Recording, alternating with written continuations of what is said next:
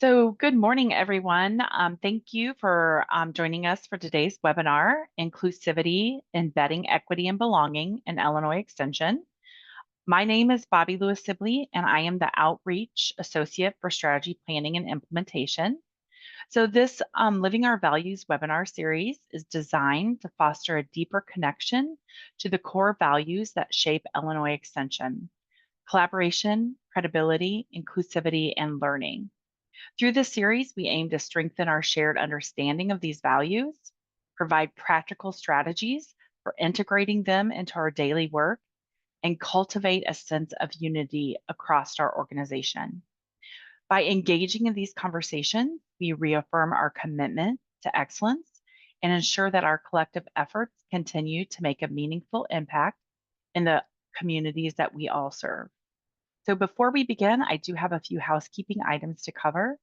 Today's session is being recorded and will be shared out within 2 weeks of today. So you are welcome to submit questions at any time using the Q&A box at the bottom of your screen. We have reserved time for questions at the end of the presentation. And if you'd like to ask your question live, just please raise your hand and we will unmute you. Now it's my pleasure to actually turn us over to Amanda Cole, who will introduce our presenter for today. Thank you, Bobby. My name is Amanda Cole, and I am the Assistant Director for Strategy Planning and Implementation. Our presenter today is Dr. Kamaya Wallace-Bouchard. Kamaya serves the University of Illinois Extension as the Assistant Director for Diversity, Equity, Inclusion, and Access. She also serves as the Interim Assistant Dean and Program Leader for Extension's Integrated Health Disparities Program. She provides leadership that promotes the mission of Illinois Extension. Kamaya delivers training to support transparency and accountability in all aspects of our work. Through lifelong learning and critical self-reflection, also known as cultural humility, Kamaya works to continuously advance the work and vision of Illinois Extension and our outreach division of the University of Illinois Urbana-Champaign. Everywhere, we want to make sure everyone feels represented, respected, supported, and valued. Now it is my pleasure to turn it over to Kamaya. Thank you very much, and thank you, Bobby, as well. It is my pleasure to be on today, and I'm honored that I got tapped to have this presentation. So for everyone who is joining us, thank you for fitting us in your day. I have a lot of great information to cover, and while this is in web format, I'll have some opportunities for some self-reflection as well to participate in polls. And for those of you who are in your car, either on your way to a program or between office locations, thank you for being on with us and safe. So thank you again for having me. I'm going to quickly go over a few things that I have for today, for the time that I have with you. So my main goal really is to just give an overview of organizational inclusion. There's a lot of great research on this topic and around this concept and how we conceptualize it as well. And so wanting to just provide some background information on that. The next thing I'll focus on is, when we think about inclusion and inclusivity, ensuring that we're looking internally for our organization as well as to the public facing work that we do in extension. And I think that that's one of the things that makes us kind of unique as well as so valuable in our communities, because we do have a large staff population that has diverse needs, and we serve communities that have diverse needs. And then the last piece I'll focus on is just like, what are some techniques, approaches, strategies that we could use to kind of live this value of inclusivity that we are committed to. So thank you again for that. And as we start, wherever you are at a desk or driving in your car, when we think about the work that we do and think about inclusion, one of my favorite quotes comes from Miranda Wolf, who says that we should think about inclusion like connection. And when we're part of an inclusive environment, we feel connected to the people around us. And we are in the people business. Extension does work that is very people focused. And so, when I think about this connection piece, internally for us, within all the different teams that we work in within or program area offices or units, when we think about it like connection, it can help to elevate everything else that we do.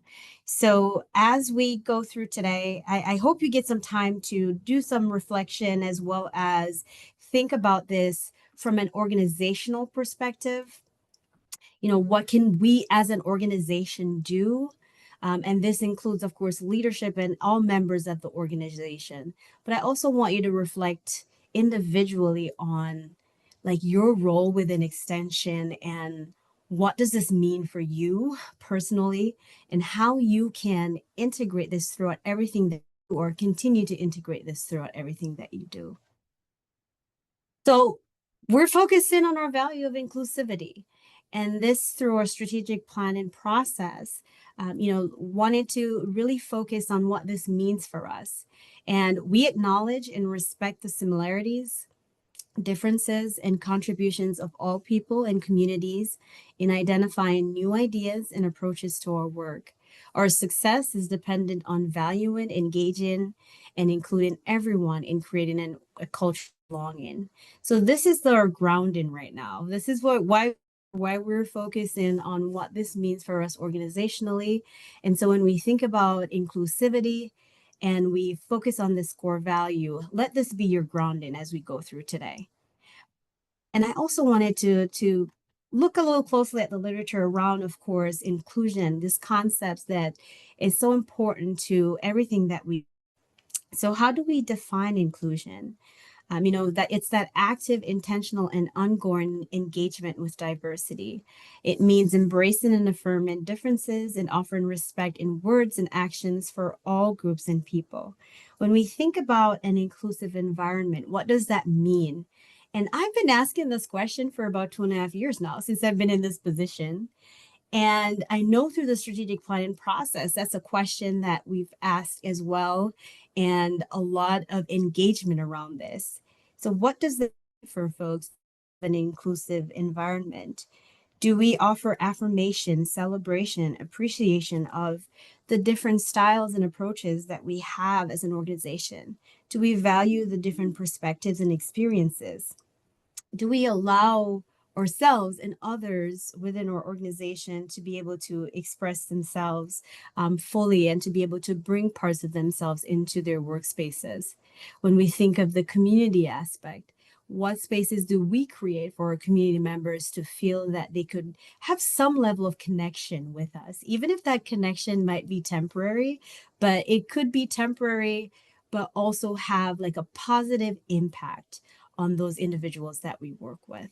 So with that grounding around understanding a little bit more about like the definition of inclusion, I also wanted to share that the creation of the land-grant universities and of course cooperative extension systems started with inclusion in mind. When we think about who had access to education and to resources, not a lot of folks, right? And so while we understand that land-grant institutions do have a complicated history and inclusion in the 1800s looked differently than it does today, we do know that we started with that in mind, and we have evolved as a system to have 112 land grant institutions in the US. And these institutions, of course, represent general public institutions or 1862s, which Illinois is a part of, or historically Black colleges and universities, or HBCUs, the 1890s, and then, of course, our tribal colleges and universities, so our 1994s. So when we think about inclusion in this concept and what this means for us, it's something that has existed within us, within the work, and has served as a core value for cooperative extension. And now, like I said, I know we're in webinar format, and I am one who asks a lot of questions and asks people to share things in the chat. But where you are right now, take some time and think about this question. So how do you think extension, and I mean organizationally, can live its value of inclusivity over the next 10 years? So I'm going to give about like 15 seconds, and I know that's not a lot of time. You could, write this down. You could just sit in it. I hope that for this presentation that, of course, you stay engaged. But I'll give you about 15 seconds to think about this. How do you think extension can live its value of inclusivity over the next 10 years as we think about our strategic plan?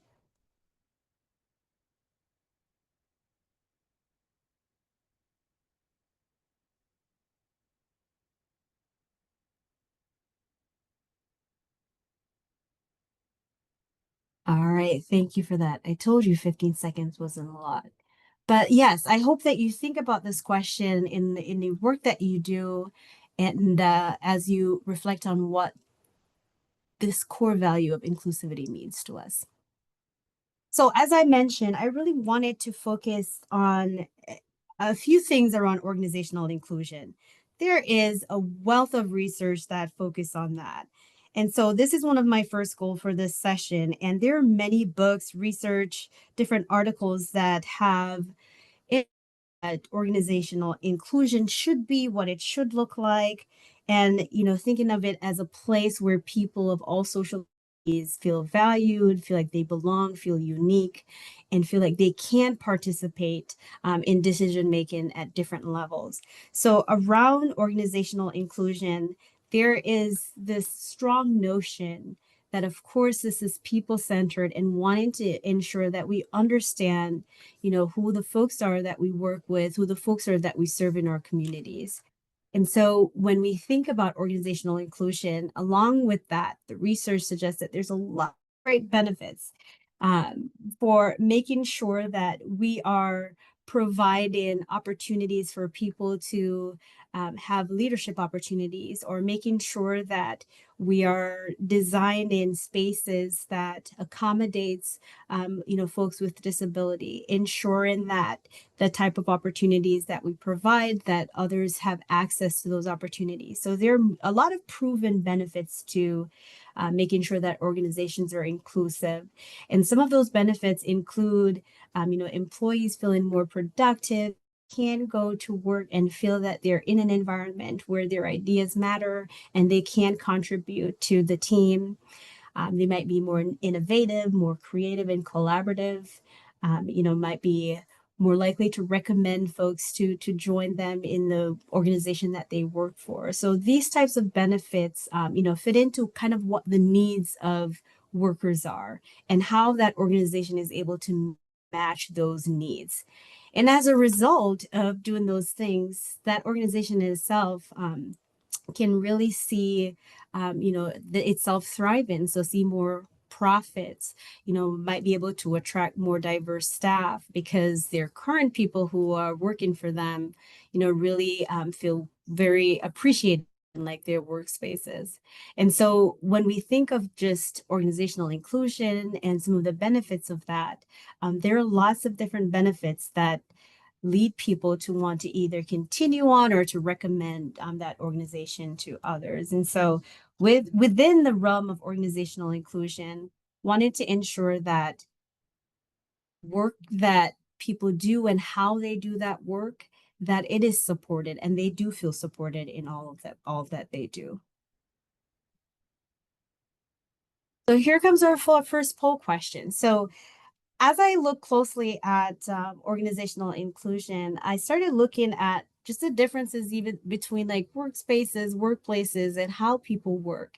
And also looking at the relationship between what strategies do we use to ensure that individuals within an organization, again, feel like they can be included, feeling like their perspectives matter, and also understanding what identities do workers bring to their workforce and how does that influence organizational inclusion overall.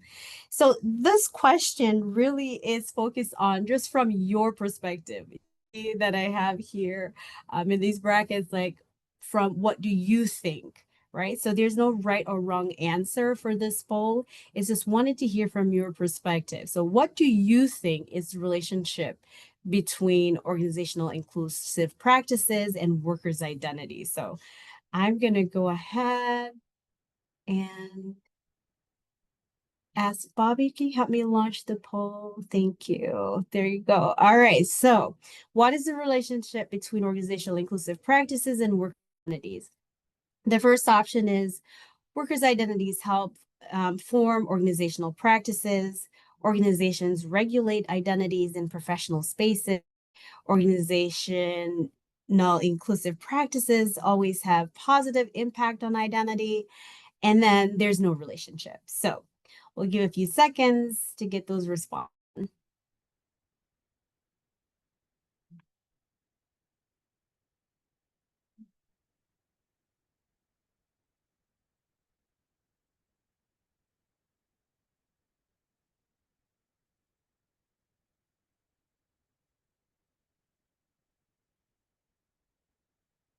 All right. So another few seconds and then we'll end the poll.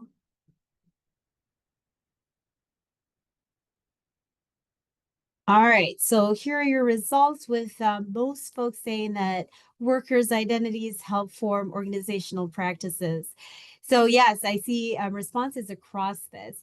So I asked this question because within the literature around, individual identities and what we bring to like our workspaces, over and over you hear or you read that people shape organizational culture. And so a lot of the work that we do when we think about how do we help to create these spaces is how can we help to ensure that we are creating spaces where everyone can feel welcome and included, even though we have our uniqueness and our individual identity that we bring to this space. So there is also another reason why I asked this question, and thank you all for responding to that, your feedback here.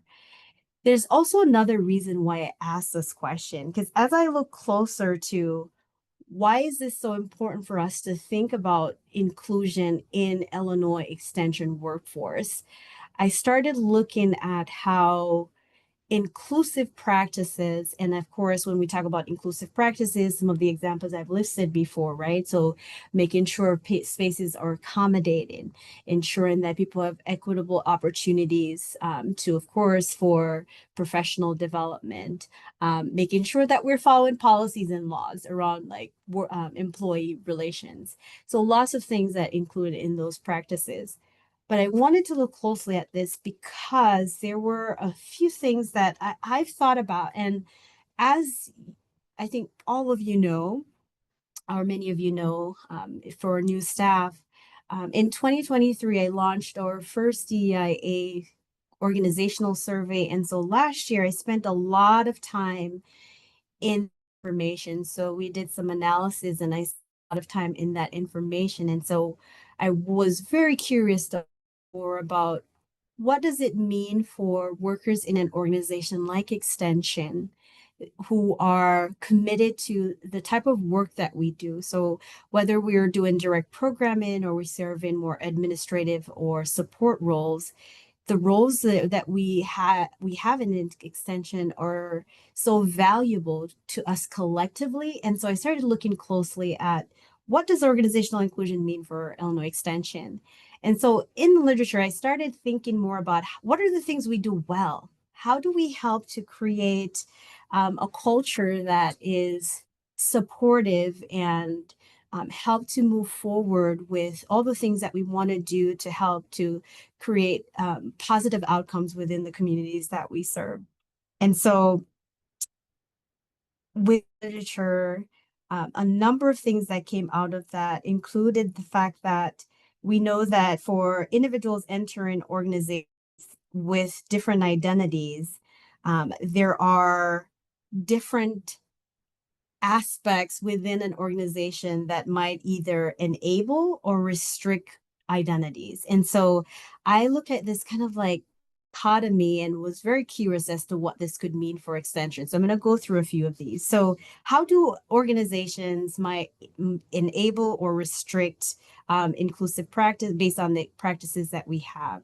So in terms of enabling, we're an organization where collaboration is vital, and the work that we do together to fulfill our land grant sort of extension mission it's like that ongoing piece. So that enabling piece that I see in extension is having that mission, right? So having that focus on our tying everything to our values, and allowing people to feel a sense of belonging, that we all belong and all the work that we do together is important. But also to just based on even results of what I've learned from some of the survey is how can it also be restricting, right? So not just an extension, but across different organizations, there are things that can be restricting, even as we're trying to create a culture of inclusion and a culture of belonging. And restrictions may include, restricting new ideas or suggestions, or maybe saying that, well, I'm not sure, that's not how we've done that, and I don't know if that would work. We don't have anything to prove that that could work, right? So we enable to the collaboration piece, but might restrict ideas. The other piece is that we can be very inviting, right? So all are welcome to share different perspectives, to feel included, to be a part of teams, to be a part of creating resources, and of course, reaching our communities. But then there's also another aspect that falls within what the literature calls gatekeeping. So things like, well, maybe that's not the right way to do things. That's not we do things in extension, and those are that's probably not a part of extension culture. So this kind of conflicting perspectives that we see throughout different organizations, but also in Illinois Extension, is very important as we think about how do we really look at the value of inclusivity. And then the last one, like acting in solidarity and acting in judgment from the literature. Some examples of that might be we demonstrate generosity and empathy with like our colleagues, with others that we serve, with our volunteers. And then that acting in judgment might using like our own standards for how people should be in the workplace. So how should we dress, how we should act, and how we should interact with others, and how we should speak. So I wanted to share this again, and it ties back to that poll question. As we think about, we're creating practices and opportunities to ensure that, everyone, we're showing up to work, we're doing our work, but we also feel that sense of connection to others. But practices that do enable and practices that do support, but there's also practices that are can be challenging. And I think I would be remiss if I didn't pull this in from the literature as we're talking about inclusivity and how we can continue to build and learn on what we need to do to ensure that we're not just restricting or gatekeeping or acting in judgment, but we're also making sure that we're inviting and we're acting in solidarity, and also ensuring that we're enabling others who are coming into extension to feel that sense of connection that some of us do feel. With that, thinking through the fact that within the literature, there are lots of ways in how organizational inclusion is done well, but also know that there are challenges there, which goes back to that previous slide. But overall, why does it matter? Why is this important for us? Why do we think about inclusion in like our workplaces and our workspaces? And I'll define places and spaces. So when we think about the workplace, this is kind of like that broader organizational context that includes all aspect of where work is done. So Illinois Extension, that's our workplace. And when we think about workplaces, that's more specific. So it's more of kind of like spatial areas in which we carry out tasks, and workspaces are within the larger workplace.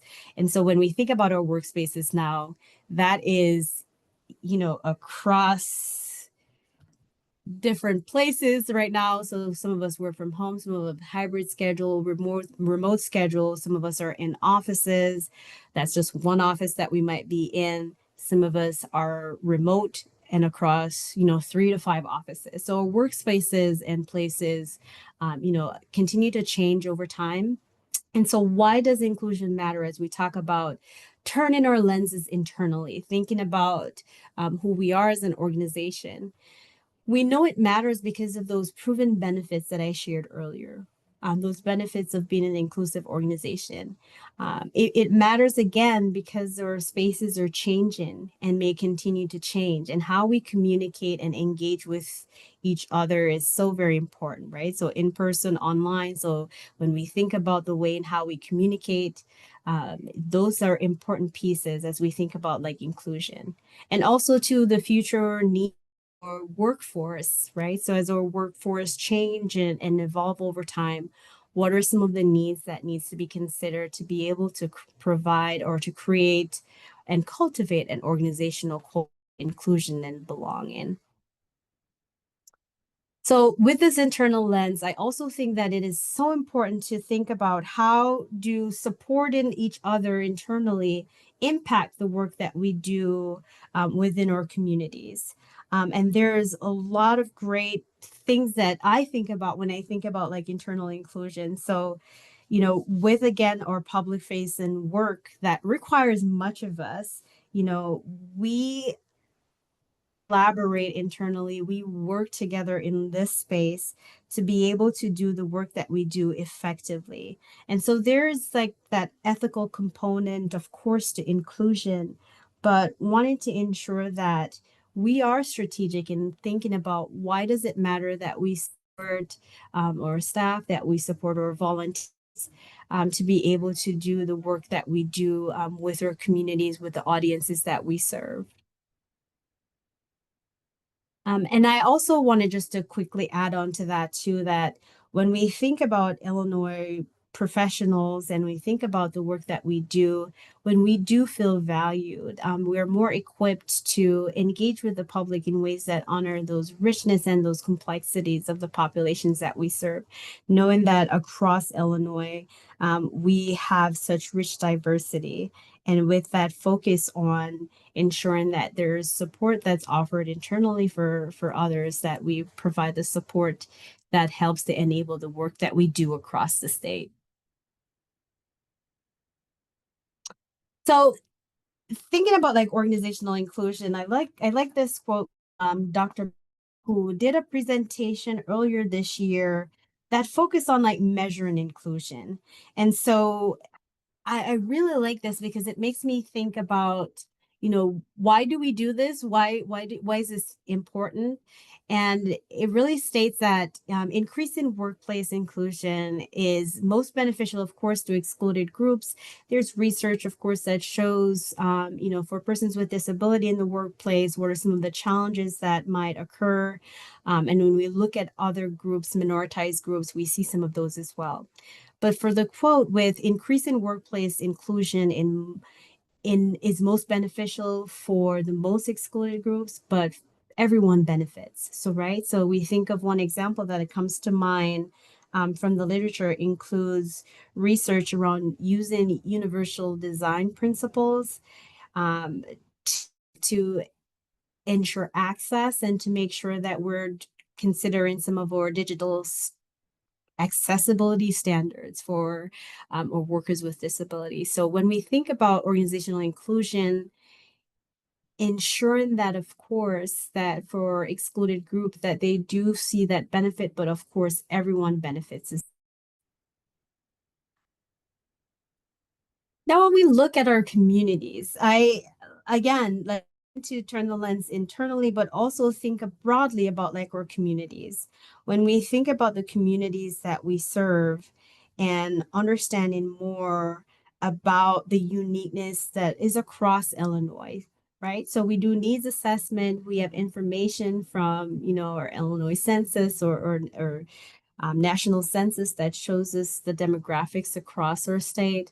But I will really want to emphasize that the people of Illinois are unique across multiple dimensions. So not just those demographics that we're typically familiar with, right? So race, ethnicity, gender, but people are also diverse across cultural, geographic, and socioeconomic areas. And when I think about even like geographic, our state is relatively large and we have a lot of land in Illinois. And so we are people most populated and where some of our areas where we don't have like high population. So there's those types of diversity piece too as well. And so with that in mind, understanding like those differences and those uniqueness across our state, how does that help us with the work that we do to better serve everyone and to create opportunities to build inclusive practices that do serve our folks across those dimensions?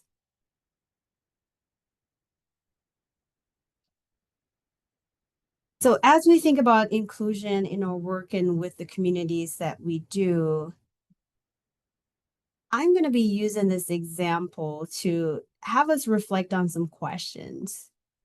And, as I read through this, I want you to think about what would be some of your initial questions and how can you, as a member of this hypothetical team that I'm going to mention, how can you help to create like a learning environment that is learner-centered, that is responsive to the needs and differences amongst our clients? So this kind of scenario example that I wanted to use is one that I think a lot of you are familiar with across Extension. But what happens when we start with inclusion in mind? So with opportunities that we might have to work with different communities, to work with others, what happens when we start with inclusion in mind? So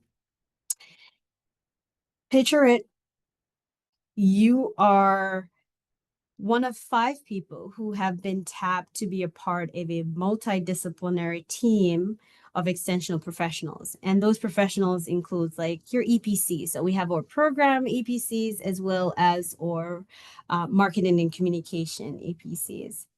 We also have educators and of course, specialists who are part of this hypothetical work group. So you're one of those 5 people who were tapped to work on an educational series with a local agency.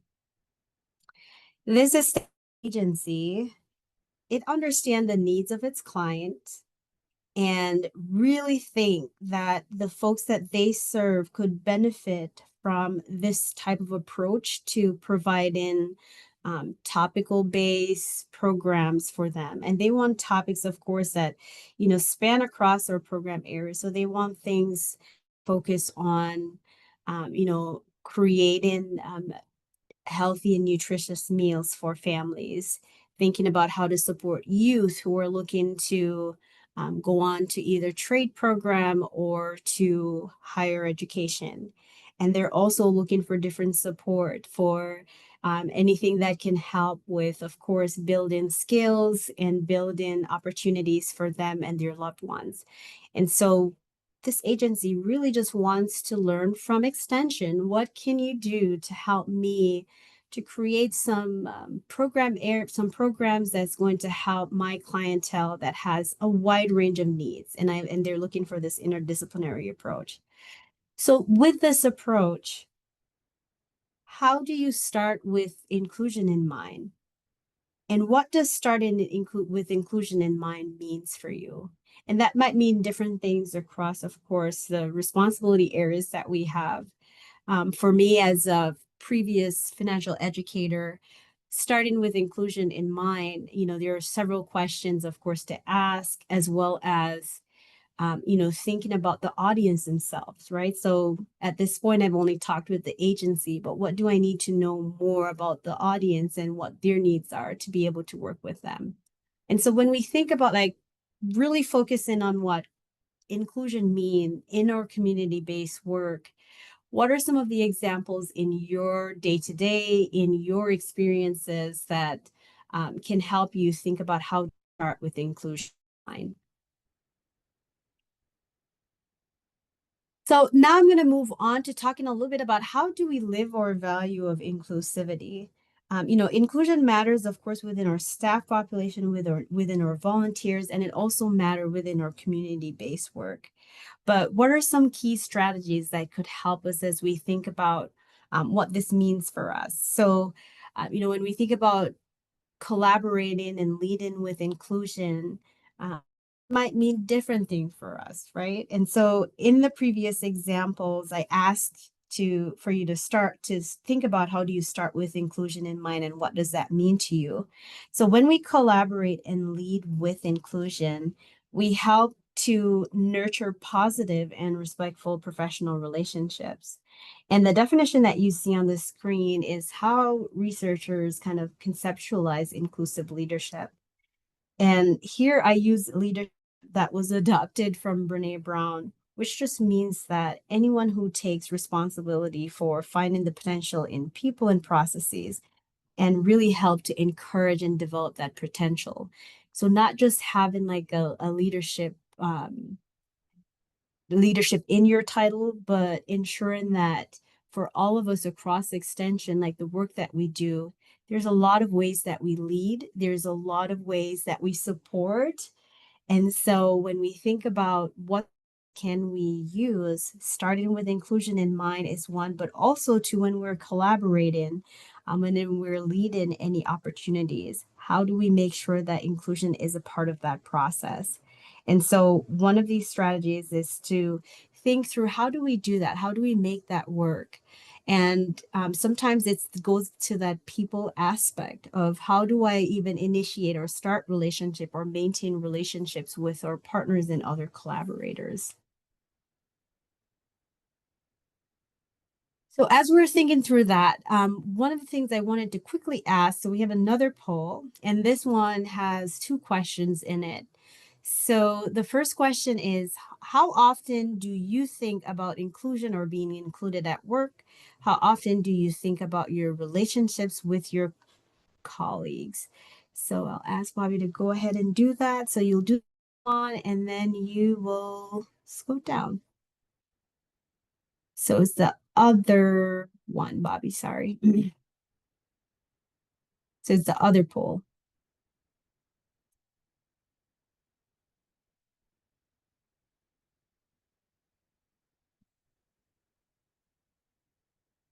All right, so this is the current one. So feeling included. How often do you think about inclusion, being included at work? Is it never, sometimes, always? How often do you think about your relationship with your colleagues?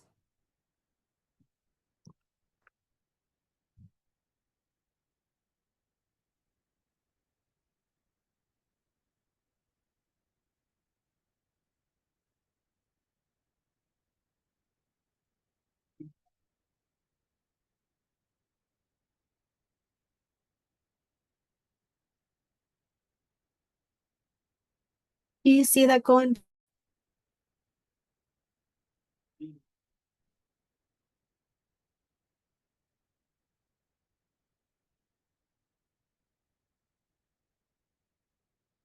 All right, I see that going now.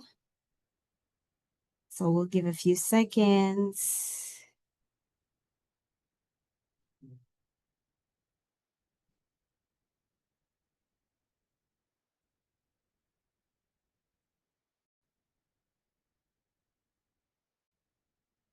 All right, and I'll go ahead and thank you for that.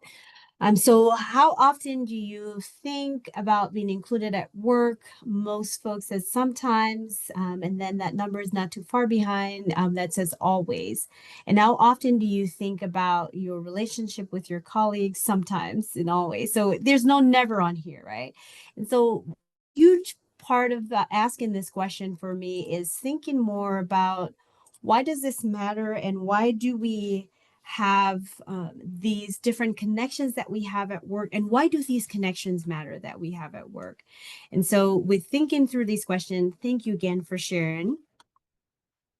I wanted to just quickly follow up with, as we think about how we feel supported by colleagues internally and how that can translate we do across our communities, I wanted to look closely at some additional strategies. So we talked about, starting with inclusion in mind, ensuring that collaborating and leading with inclusion. But I also wanted to look closely at, what are some other strategies that we can do daily as we work with our colleagues within our offices, within our programs, as well as the community members that we work with and our volunteers. So here are a few more strategies. So Miranda Wolf again explains that organizations are not born, they're made. And of course, that's simple. We understand that. However, she described ways that organizations can intentionally or deliberately link its organizational values to behaviors. So when we think about an organizational value, one of ours, of course, that we're focusing on today is inclusivity. So how can we link behaviors to inclusivity? And so she focused on like several things that we can do. So we can look at daily behaviors, weekly behaviors, monthly, quarterly, annually, and those, of course, that are ongoing. And so for like our daily behaviors, when I think about and reflect on our extension, how do we manage daily communications, such as emails or chats? And how do we include or demonstrate that we appreciate others on our team daily? So what are some behaviors that can support inclusivity that we do daily? How about weekly? Do you have weekly team check-ins? What techniques do we use to support our colleagues? We support like our teams and engage with team members throughout the week. What are some things that we do throughout any given week that shows that we are considering how people feel about the team and how they might feel included? What about monthly behavior? At our monthly staff meeting, is there room or space to highlight opportunities or to share different ideas? And for our program staff, at your programs throughout the month, what do you do as a practice to help your audiences feel welcome and valued for their time and their participation? So I remember as an educator, and I was an educator for almost 5 years, and for our in-person presentations. So similar to a lot of strategies across extension, like having kind of like a welcome exercise. Because a lot of times in some of those spaces, people might know each other, but of course, in other spaces, they may not know each other. But what exercise kind of match the topic that I'm focusing on. So for example, I worked with a lot of centers that cater to older adults. What activities that I started with that helps people to feel that share ideas or perspective, or they can share their thoughts as I go through that presentation. When you think about how do we include different strategies within those spaces when we're in, whether in a program, whether we're training or just offering a one-off program. How about quarterly behaviors? Do you attend quarterly training or professional development opportunities? And when planning for training or any activities, what core inclusion practices are included in your approach? And how about annual behaviors? So for inclusion, and based on Miranda's Wolf kind of framework for this, what do we do to help people to feel that they can feel connected to us? And so for annual behaviors, and this could be for leaders with administrative duties, what yearly annual expectations do you have of your staff? And do they have the space to share vulnerabilities or is? And for everyone, what are some inclusion goals that you have that are very specific that you list each year? So for example, translating resources into a language other than English, or working with like a newly opened center for older adults. What are some intentional things that you have created to ensure that you are practicing inclusivity? And then for ongoing behaviors, lots of things that we all do across extension, right? So ensuring that our partners and audiences know that we do not discriminate. Do we have statements in all of our public promotion and notification documents? So on our flyers or press release, any employment advertisement that we have. And in addition to that, for ongoing behaviors, Is there willingness and openness to learning more through different opportunities, learning from more communities of practices? Are we paying attention to the changes in our world and how that might be affecting like our local communities, and being able to address some of those changes or to communicate those changes with our organization? So basically, this strategy really focuses on what are the things that we can do, ongoing things, right? Daily things, weekly things, monthly things that we can do to continue to build on strategies to ensure that we are practicing inclusivity, like practice behaviors, right?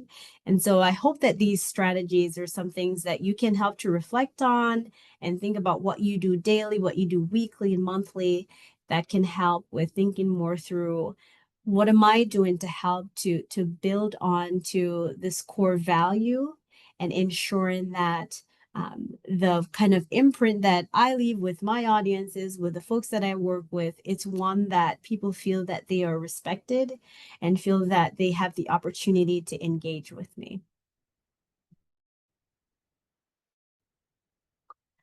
All right, this is my last bold question, I promise. So the last bold question, I think we started answering this earlier, but what do you think our communities need from us?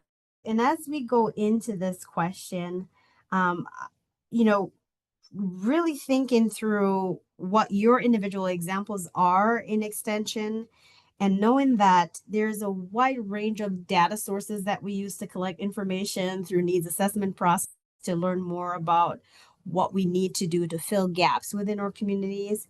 So as you reflect on this question, think about your own examples from either your programming area, if you're in an admin area, Marcom, volunteer areas, you work with volunteers. Think about what that means for you.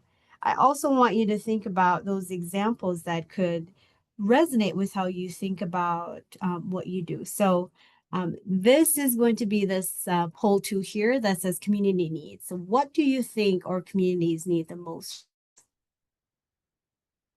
And again, that does not have a right, wrong answer.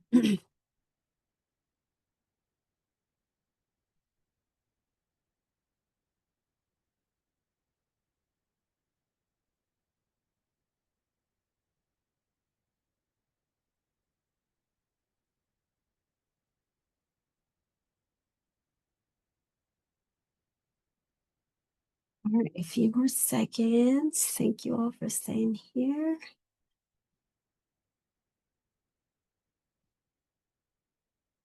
All right, I will end and share poll. Okay, so what do you think our communities need most from us, from extension?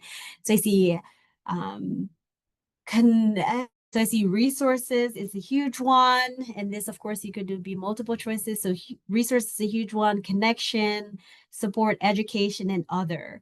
If I had the chat, I'll ask you what other was, but thank you for sharing that. I love these. I love that you responded the way you do, because across our community needs, yes, we have data that show us different pieces, but when we work with like our audiences, there are specific things that we learn that people need from us. And I'm going to give you a couple of examples of what that meant for me as an educator. So I start like my first program that I ever did was with our home and community education group in the Bloomington Normal area. And of course, with HCE, you provide, educational lessons and materials and activities for their group. And so early on, I learned what HCE needed from me. And of course, they wanted to continue to build their group as that group changed over time. And so extension was that resource for them. And so early on, I had made connections with the leader of our local group and had some really great conversations about what they need. And so even though, of course, we had needs assessment data that showed what that area needs for, of course, services from extension as well as educational gaps to fill, I knew specifically what that group needed from me. Another example that I had working in Unit 12 is working with our youth at the Unity Community Center. Like for those youth, as I worked with them over the years, had different needs and different things that they wanted from me as an extension educator. And so being able to create a space and develop those types of relationships to be able to provide them with activities and exercises or even children's book around money management that they've come to look forward to. So when we think about like our community needs, we have the data for sure, but we also know that there's different things that they might need from us that goes and ties right back into that inclusivity piece. So how do we incorporate not just the data, but also what we've learned about what those specific needs of our communities are to be able to work well with them?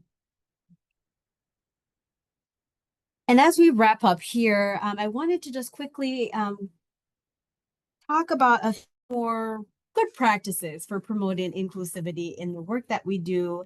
And this information on the screen here, this was a part of the strategic plan and socialization process. And we had this information from Bobby. There were a lot of responses that were shared. So over 280 responses. As people were asked about how, you can incorporate inclusivity in their daily lives. And so multiple themes emerge from this. And within these themes are something that ties so closely to like the literature around inclusive organization and creating space to ensure that people of different social identities feel included. And from this is information from our staff. So our staff responded to this question about, how can we incorporate Illinois' extension value of inclusivity into our daily work? And people shared that being open and invited and welcoming for all, recognizing and removing barriers to access, understanding our audience's needs, reaching underserved areas. And one of the examples that they used was around volunteers, like reaching volunteers in our underserved areas. Building outreach through individuals trusted within the various communities that we serve and the communities that we're trying to read. So a lot of great things that came out of this, multiple themes, and I just wanted to quickly highlight some of what these themes were. But the last part on here, fostering empathy and belonging, there was a direct quote that came out of those responses that I really, really liked. And someone had shared that, everyone is important. No one person is smarter than the other.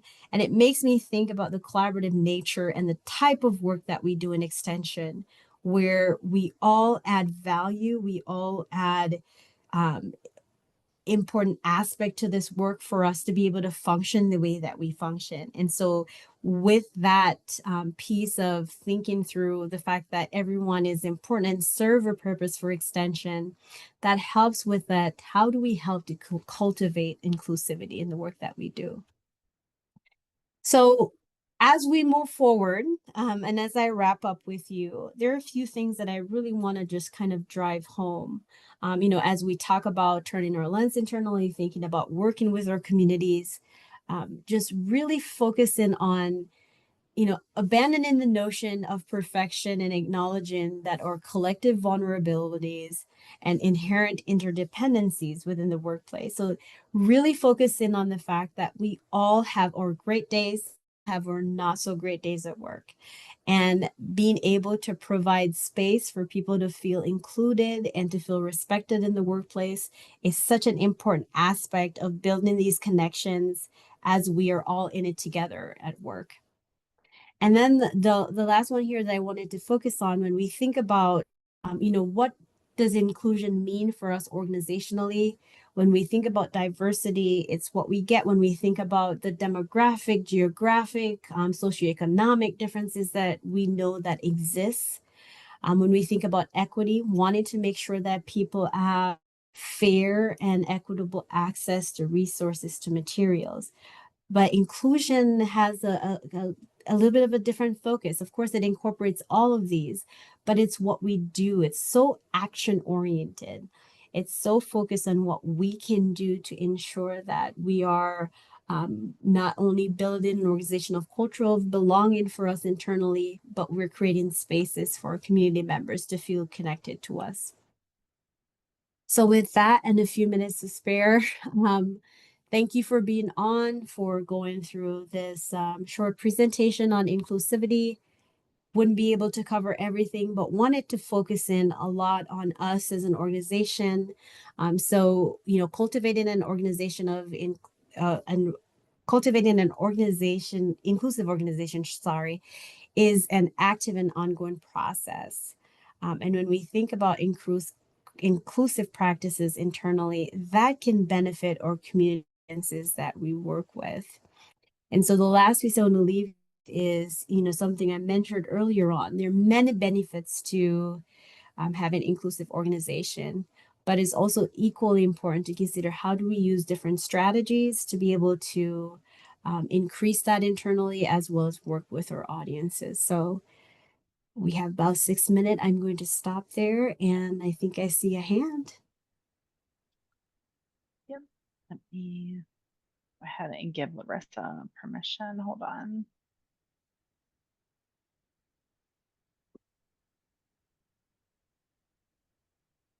I think somebody already gave her permission. Larissa, can you? Mute. Ah, There am you I go. muted now? Yep. Okay, great. I just first want to say good morning to everybody, and I want to thank our presenter. Thank you, Kamaya, and thanks to everybody who put this together. Um, Now, I hope I can really kind of put my thoughts together to express what I'm feeling and what I'm thinking right now. When it comes to inclusivity for our work as a community outreach worker for the past year with Extension, I've experienced quite a few different uh, scenarios or situations, if I may, with inclusivity.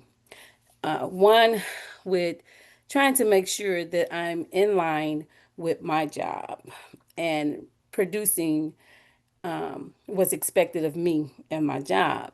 And then also, as outreach, when I'm out with my partners and the audience that I serve, I always want to be conscious of including them in the curriculum, the activities, and so forth. When we talk about what was it mentioned about the restrictions, and then I think it was also the enabling. Mhm. That to me, it has been a very thin line because if from my and this is just my opinion and my expression of what I'm experiencing. If we have to stick with guidelines that's only inhibiting us to do a certain amount of a job that is expected of us, then we're going to miss out on other aspects of that same job. Whereas if we're open and we are, open to inclusivity and we can engage that or communicate that to our leadership in a way that is receptive or at least considered, then that would put, I'm just going to speak for myself personally because I don't know if all community outreach workers are experiencing what I'm experiencing, but that would put me at a more advantage um, opportunity with the communities that I serve, which are, in fact, challenging communities. So it's almost it's like six of one and half of the other is not, a perfect situation. So if I have the autonomy to do things where I know that, you know, people, because we're working with people, we're working with human beings. We shouldn't have to go in like robots. I have a curriculum that I have to deliver. I Mhm. have this amount of time to do it. I have to set up. I have to do this. I I honestly find that very difficult, and I don't. If over the last year since I've been working in this role, have not worked in that mindset. I've been open to myself because I know what my values are, to take my time and get to know my audiences and my partners, where I can go in and deliver the curriculum and still stay, hold fiduciary to the curriculum in my work, but also come in as a human being, Mhm. working and serving other humans. For me, that's inclusivity. That's engaging these communities, these people in these impoverished communities and who have a need. I'm going to share what I selected for that poll and why I selected it. I selected connection, because all the other things really, to me, does not mean much if we're not giving our audiences, our participants, an opportunity to feel connected to what extension has to offer. And I think the resources that we're offering are phenomenal. I think they're great. I believe in them.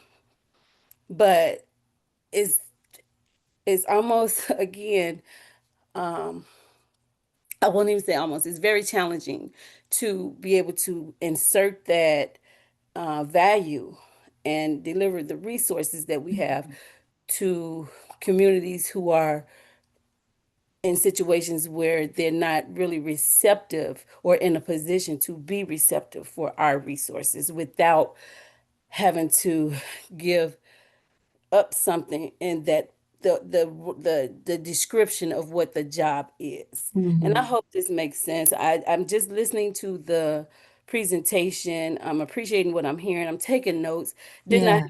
have to gather my thoughts and put it in a, a It's nice. supposed to be like this, Larissa. It's supposed to be, thinking through like thought provoking, thinking about how this applied to us organizationally as well as individually. So thank you for sharing that. And I know I don't have all the context to what you just shared in your role.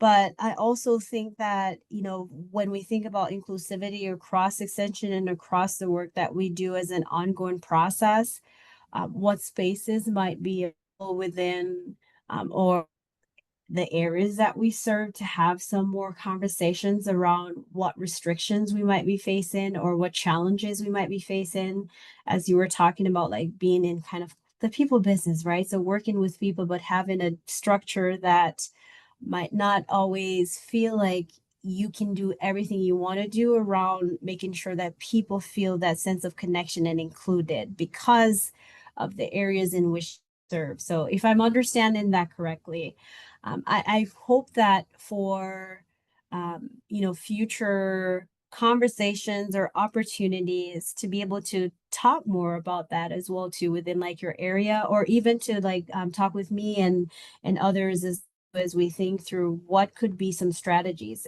based on what you are experiencing as restriction to really practice true inclusivity in your role. Great. Thank you. That was really good. Does anybody else have any questions for Kamaya? I know we're a little past time, but we could stay on if anyone else has anything they would like to ask. And you can either raise your hand again or put it in the question and answer box below.